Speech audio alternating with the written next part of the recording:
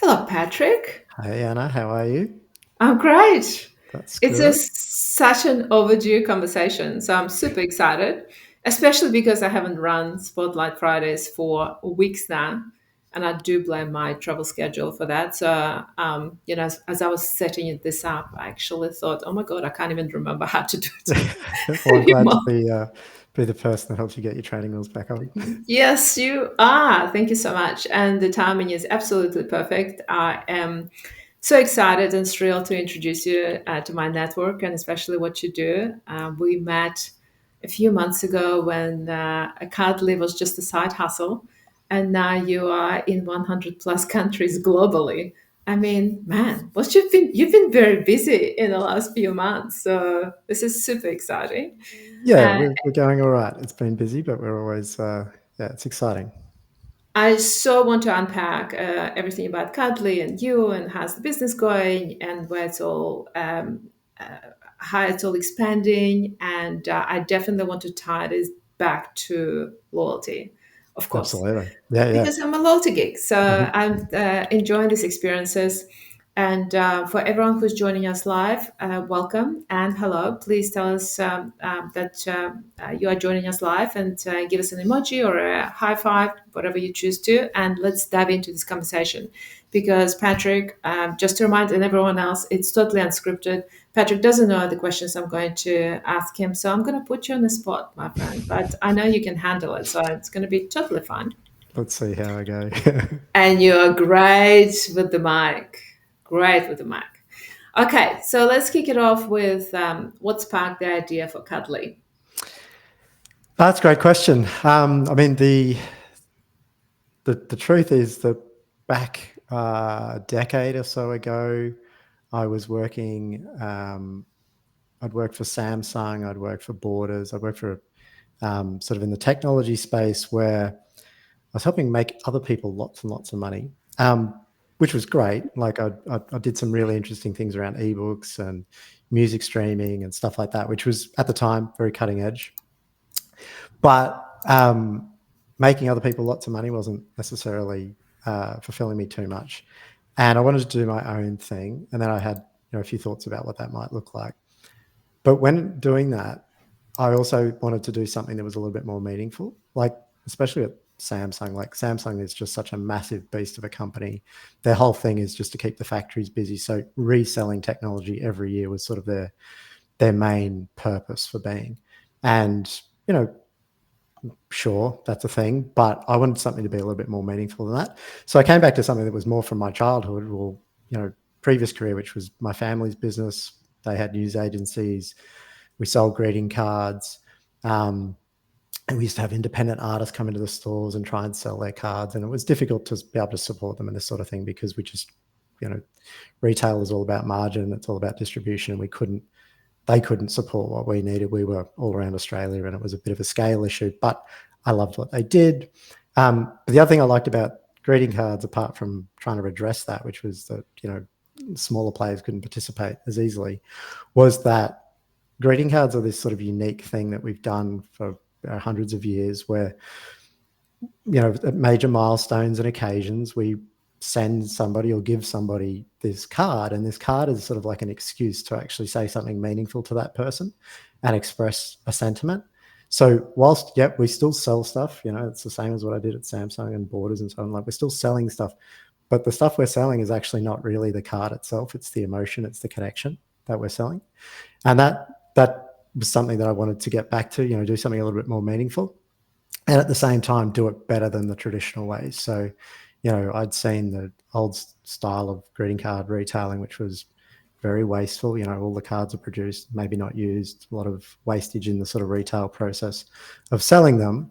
So get away from that. So have like a zero waste model, but also work with independent artists so that it was just, it was rewarding the people that were just amazing at being creative, but not necessarily able to support sort of that business infrastructure, distribution stuff that we would have needed as a physical retailer. So yeah, that was the thing. It's obviously evolved a lot since then. We very much lent into technology as an enabler and to do things differently in that space. But that was the original thing, just to do something different to what I'd been doing, but also do something a little bit more meaningful. What a great story. I must share with you that I absolutely loved Borders. Loved it. I love going in there. I love the Yep. whole touch and feel, the whole experiential Hmm. retail. When they started it, it was brilliant. But as you were sharing the story, I remembered, I actually completely forgot about this. But when I was growing up, my parents picked up very quickly that I had a very good handwriting. Hmm. And I think they used me for it. Maybe I didn't, but Yeah. they kept telling me that I have the best handwriting, so that all the New Year's cards and all the birthday cards, that was the task assigned to me to do. Right. So I was that person sitting there for hours writing these cards, because we have a big family. Well, we had a big family, to Yep. all the cousins and the cousins and what have you. That was my job There you every go. single year. I just Yep. remember that. But I didn't hate it. I actually really enjoyed that experience because I Yep. couldn't copy and paste anything. So I had to think of the stories and what I know and remember about them. So I completely forgot about it. So thank Yeah. you for reminding me. You're This is, welcome. yes, it has existed for hundreds of years. Not that I'm 100 years old, getting closer to it, but it's a beautiful, beautiful, very tactile, very creative process. And that's the So, thing. Like, it's something people keep. Like, I know, all of the significant cards my wife and I have ever sent to each other or written to each other. We keep them. And I've got cards from other people that are significant to me as well. Like, it's something that at Christmas time we display on the mantelpiece. It's so it does. Or you got them from grandparents or cousins or relations and so on. So that, yeah, there is a sentiment attached to these things. That's kind of what makes them so not dismissible versus other types of outreach. We do support things like letters and postcards and note cards, but we are called Cardly, and we've sort of lent into the card more than any of those things. But most businesses actually actively seek out that use case because of its impact, and especially at times like holidays and anniversaries and birthdays, it's the right format for that too. oh, it's so beautiful. I thought I was the only person who keeps the cards, I but think heaps of people do that. Yeah. do you know, it served me so well because, as you may remember, my dad passed away 5 years ago, and he used to always, it was the thing in the family because he lived in Ukraine and obviously been here for 32 years. So we exchanged a lot of cards, Mhm. obviously spoke to each other all the time, but he was super organized, and I always received the card from him. And I can't tell you how I treasure these cards. I loved them before, but I love them even more now. And I go through them every now and then, and I just have it, his handwriting and his thoughts. It's just the most beautiful thing. Anyway, not to get emotional about this. So, why do you think handwritten mail still resonates so strongly today?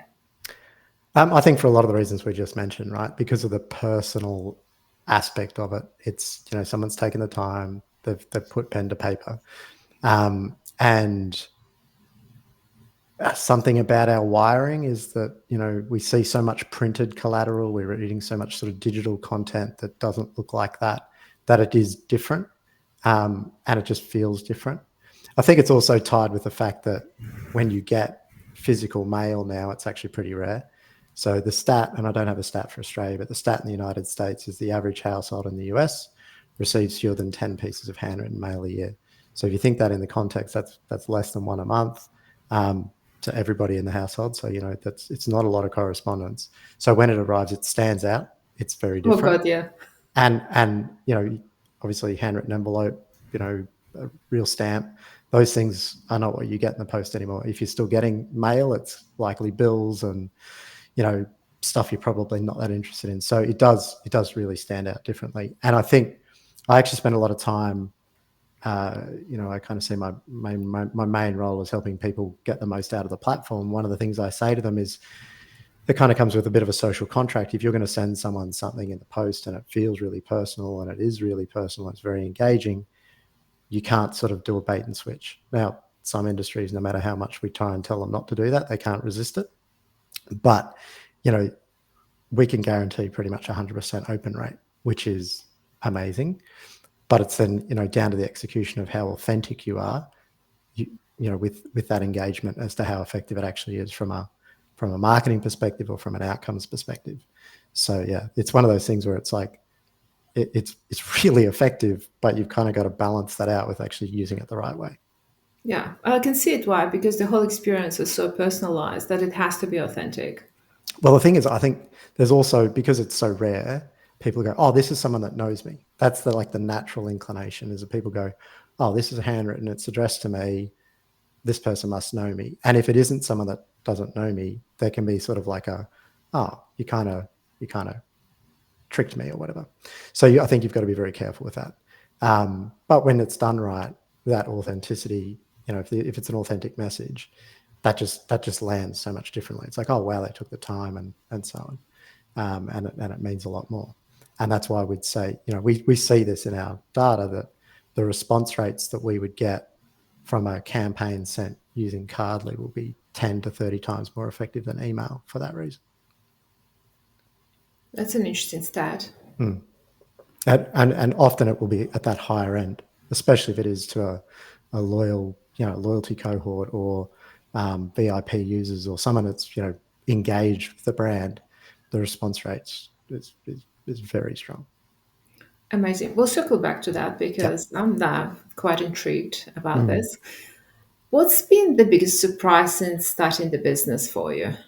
I think how quickly so originally when we launched Cardly, it was just a consumer play. So it was pure play online business that let individuals come on the site, find beautiful cards designed by these independent artists that I mentioned before, and that people would just send them to each other, because those other businesses that had done that, maybe not with the same sort of lean that we did into personalization or the handwriting and all that sort of stuff.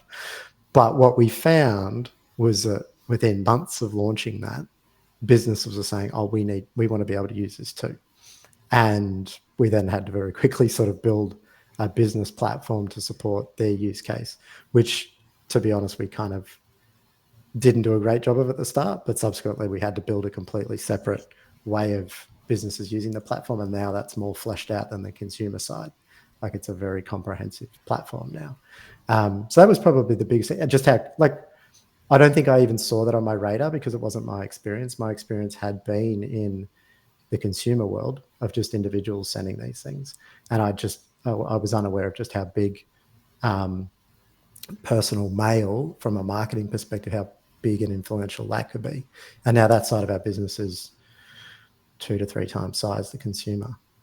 So yeah, that was probably the biggest thing. And that's something we lent into, of course, but yeah, it was a big surprise to be like, oh, we've got this all wrong straight away. So it's fair to say that it was a delightful surprise Oh, from absolutely. Yeah, yeah. B2C to B2B, and it's exponentially grew pretty much out of control. This is so good. I like it. You were not expecting it. You were not planning to do it, but because you listened to the feedback and your customers, and here you are. Exactly. This Yeah, is the customer just the always has the best. answer, as they say, right? So you Oh, just got to listen to the customer. And the thing is listen. that, you've also got to balance that out, of course. They want everything, and we can't do everything, but we've built out a platform that's now so flexible that most use cases can sort of find a way to use it. I love this. I always say follow the customer. So, how do businesses use Cardly right now to Mhm. build stronger relationships with their customers? As I said, it's pretty varied. So our biggest industries where we would see Cardly being used are, real estate, financial services, loyalty specifically, retail to some, not as big as we'd like, but retail definitely. And in most of those settings, and I'd say probably real estate is one where it can be a bit of a spectrum. The most effective side of it will be, loyalty based. So it's, and I'll sort of quote you with a stat here. So there's a real estate agency firm that uses us to specifically go out to previous clients that have bought homes through this real estate agency, and they just send out anniversary cards and basically saying, hey, it's been blah blah blah, how many years since you purchased your home. That's amazing. Can you believe it's been that long? Scan this QR code to do a property checkup. So, if they are interested in potentially relisting, there's something they can do about it. But first and foremost, this card is just about celebrating the house anniversary. Now, real estate agents, can be sort of, people go, I don't. But the ROI on that, even though that they send a lot of these things, but they get $500,000 worth of listings out of that every year. So it's and it costs them $5,000 a year. Like, it's not spending. They're not spending a lot to get a massively outsized outcome from it.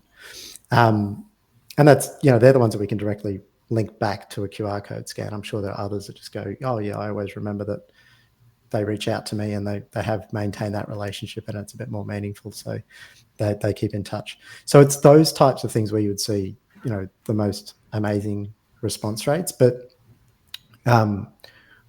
Marriott across most of the world is using us in their Bonvoy program. So they'll be reaching out to their sort of VIP ambassador level users, and just asking people how their holiday was at the last stay, or to wish them well on their next upcoming stay, whatever it might be. So and it's being sent out specifically from their contact at Marriott. So the individual person at Marriott jumps on the site, says something very personal to that person. So, that's a very one-to-one type application, but done at scale. Like, there's 300 people within Marriott using it to send out to their VIP customers or clients. And then you've got this almost automated, or fully automated really, outreach to this real estate agent's done. So, there's a lot of difference in those applications, but in both cases they're seeing outstanding results, and building loyalty based on just that thoughtful outreach at the right time, and it showing that you care. Really, that's what this does. I think we Uh, all know how simple it is to send an email, which has become fairly dismissible as a high touch, high engagement, difficult to perform task. It's become very easy. So therefore, the effect of that and how meaningful it is less.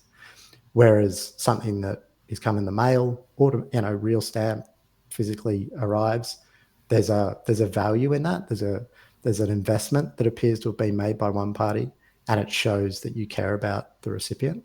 And that, I think, coupled with the handwriting and the right thing being said in it, is what makes it so impactful. Such great examples. I can back up the real estate example because we moved into this house about 11 years ago. Mm.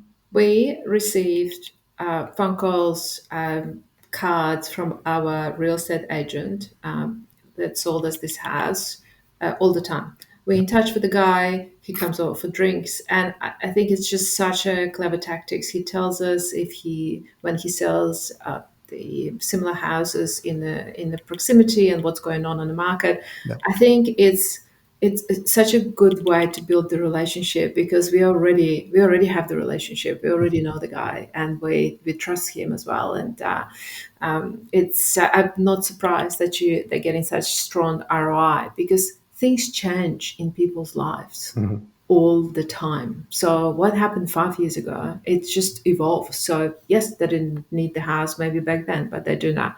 Anyway, I don't have to tell you, you already know, but this is a perfect example. I love it. So I do not know if you know these stats on top of your head, but do you see differences in response rates between industries? Because you mentioned quite a few, and I do Mm. want to go back to the retail part, but yeah, let's just Yep. start with that. Definitely. So I think it's two factors that impact on that. One is, actually, let me explain how we can measure response rate, because I think that's important. So when we built out this B2B application and people started using it, the next question is, well, did people engage with it? Like, they didn't have a way of knowing that unless someone picked up the phone and rang, or they actually took action, and you could somehow try and correlate that back. So what we developed was personalized QR codes.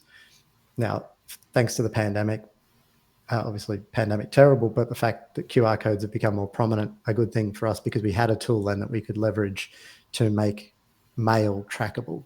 So let me explain that. If I was to send out 100 letters to our VIP cohort, and I put a QR code in to say, scan here to get a discount or something like that, very strong call to action. If they were to scan that, each QR code is actually unique to the recipient. The same way it would say, "Dear Anna, dear Patrick," the QR code, even though for both of us might go to the same landing page, although we can support unique landing pages, if it was going to the same landing page, the actual QR code would be unique. And that means we can then track back and say who scanned it, when did they scan it, how many times did they scan it. So that's how we've got a feedback loop. Before that, it was a finger in the air, we think it's working. We didn't have it to be so granular. So now we do have that data. And it's it's a spectrum. If we have someone who's coming to the platform and purely prospecting, so they're just going out to people they don't really know and trying to engage them from zero, basically, and trying to build some, build some sort of relationship with these people from zero, that will have a lower response rate. And, that's probably sub 10%.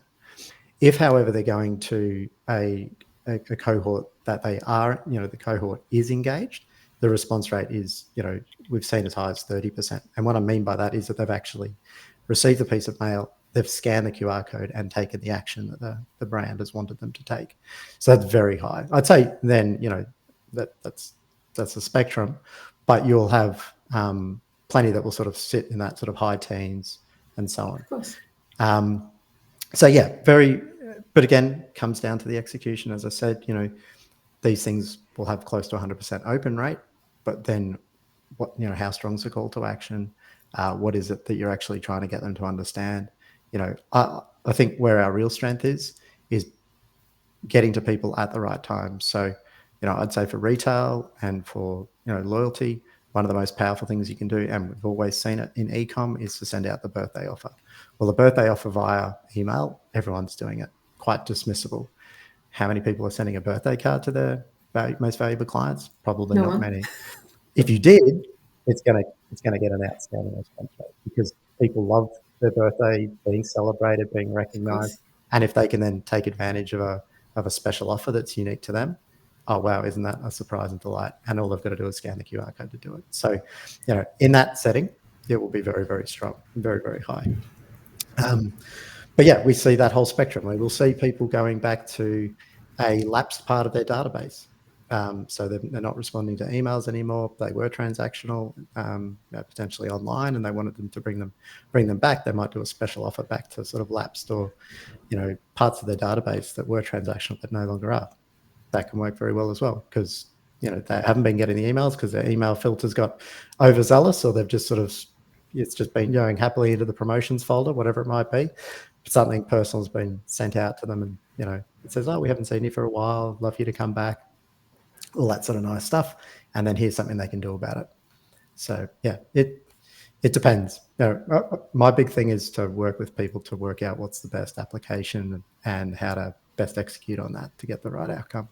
And we've got so much experience now on what works and what doesn't work that we can sort of guide people accordingly. This is such a good example as well. Let's just circle it back to loyalty. What you just mentioned about cuts through.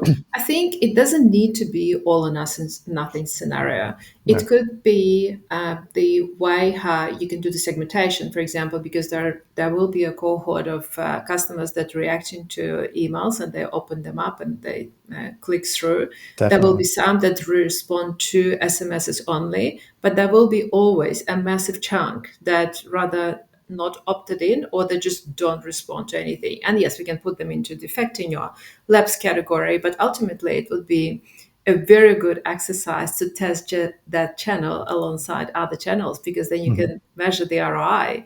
And would you recommend? I think I know the answer to that question, but I'll ask you anyway. When it comes to loyalty, would you recommend to start using the handwritten card to top spenders or high value frequent shoppers?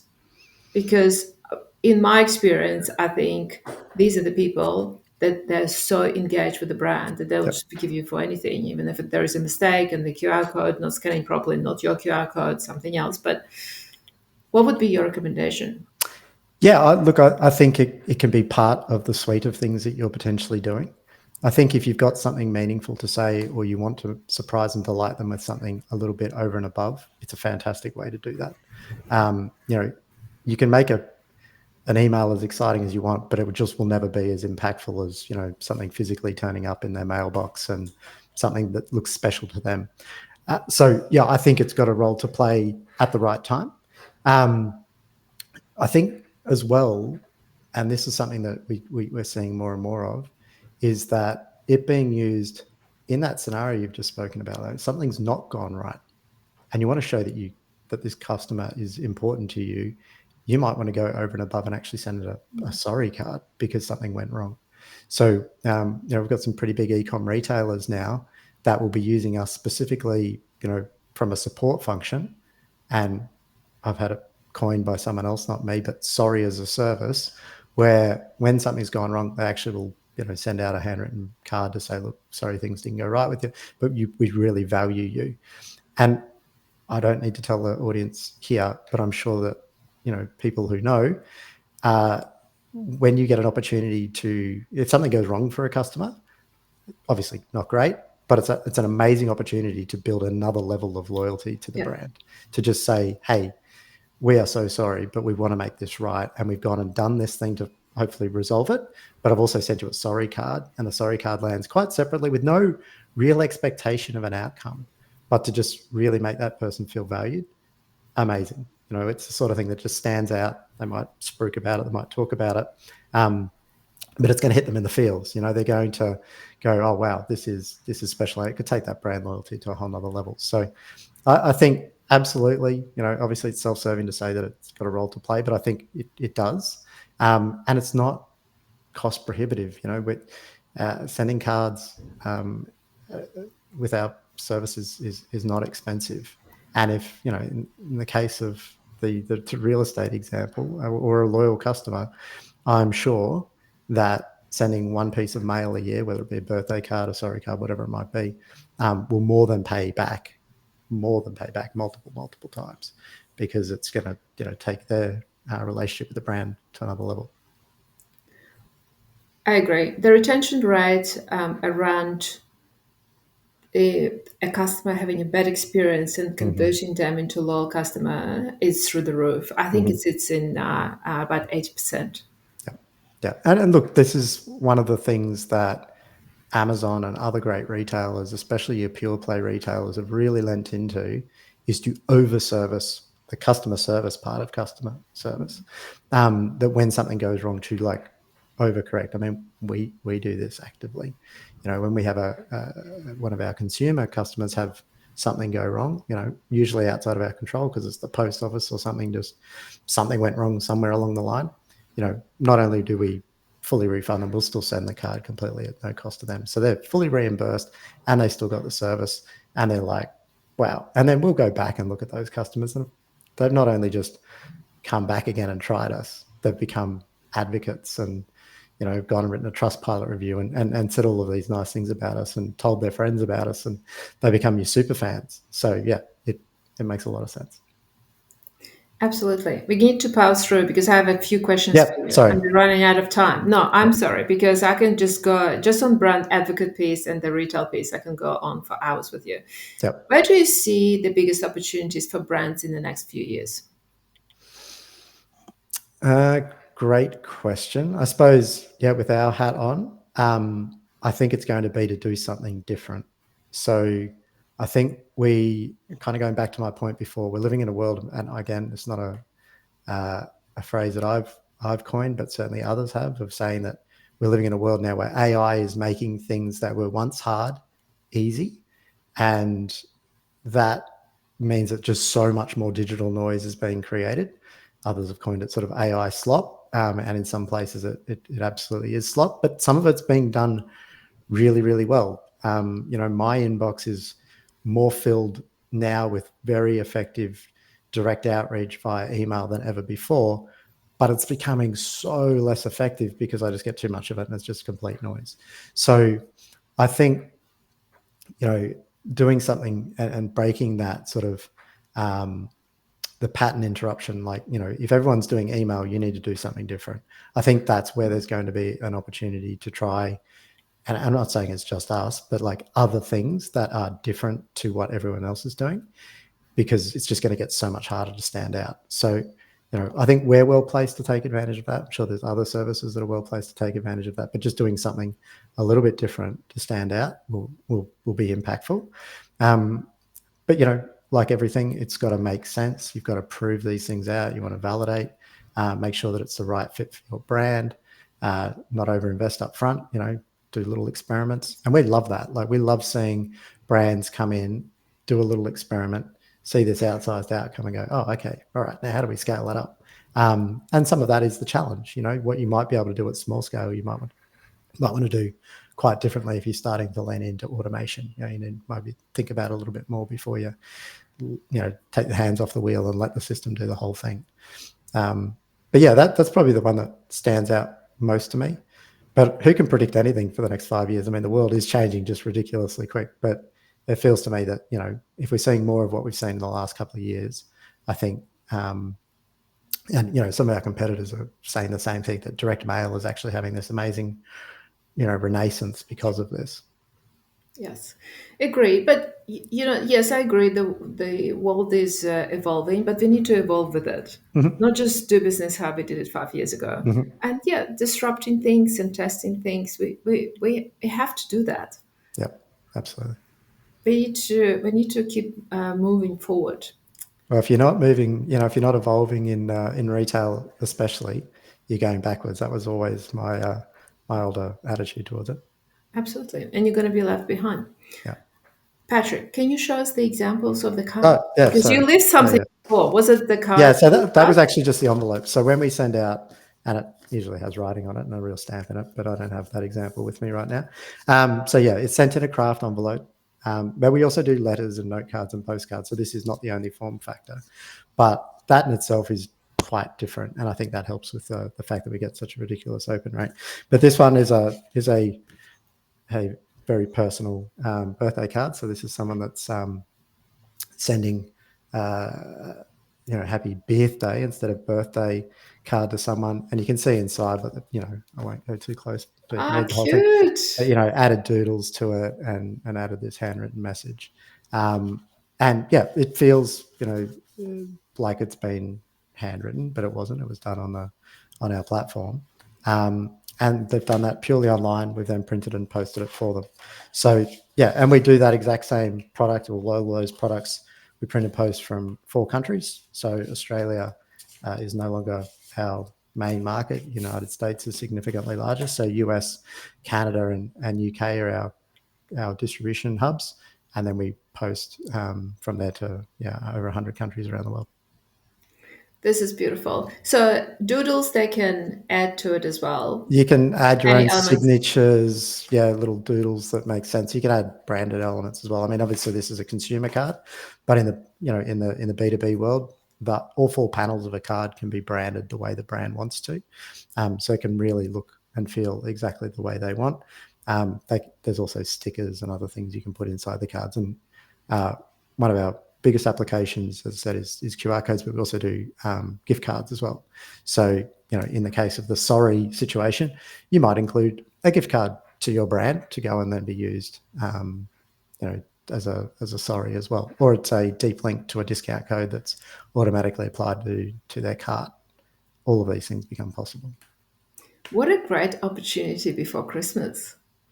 Yeah, Christmas is mental for us. It's like our revenue just goes like this, and it gets completely crazy. So yeah, during that peak trade, and it's just a time it's where this stuff just lands really well. People are reflecting on the last 12 months. They're just one of our most common use cases is actually employee and client reward and recognition. So it'll be like, hey, just thanking you for your efforts over the last 12 months, Of course. and being able to do that at scale. If you've got to send 100 of those, instead of, not everyone's as excited to put pen to paper like you were back in the day. If you don't want to sit there and write and get RSI for writing out 100 of these and signing them all and getting everyone in the office to sign them and all the rest of it, all of that can be done at scale, and it's got real signatures in there and different pen colors and all that sort of fun stuff. So yeah, it's a busy time. Well, I'm this nervous is nice already. as well. Yeah, I'm sure. Patrick, do you mind? I'm just thinking about this to maybe scan your some cards, whatever you can share, and put it in comments Mhm. after we Yeah, finish absolutely. up, so I'll that put people some have that imagery. visual. I'll Yeah, put some that'll be imagery there. amazing. And look, the one thing I'd say is if anyone's even slightly interested, just go to cardly.net/business Right. and you can just request a completely free sample. No obligations, no credit card, no nothing. It's just, give us your name, mailing address, company, and we will send you an example. You'll be given the opportunity to upload your logo and we'll put that automatically in the card and all this sort of stuff. But yeah, it's completely free and it's a great way to sort of see exactly what it is what it is we do. Brilliant idea. Well, thank you so much. We You're went over welcome. time, We as did. Yeah, that I went quick. always do. Yes, It's I so quick. know. Are there But any questions here we need to quickly answer? there are, and I'll you go back to may. them. I will come back to you all in the chat. Please, there is a question from Sol as well, and Marilla. I will get back to you about you being curious about my handwriting. We'll definitely circle back. Patrick, it's been such a pleasure. You're very I welcome. Likewise. absolutely love what you do and the impact it has on a customer experience as well. So it's been a wonderful conversation. We'll Thank you, Anna. definitely we'll have part two. Maybe not just around Christmas, maybe afterwards. But I would love Yeah, to pick your brain on a few more examples as well around sounds great. retention and acquisition too. But there Absolutely. is so much I wanted to ask you, and it's just I cannot believe that it's been already I know. 40 minutes. They went crazy. For everyone else who just joined us live as well, thank you so much. I really appreciate you, and we'll see you very soon. Thanks, everyone. See you, Anna. Bye. Bye.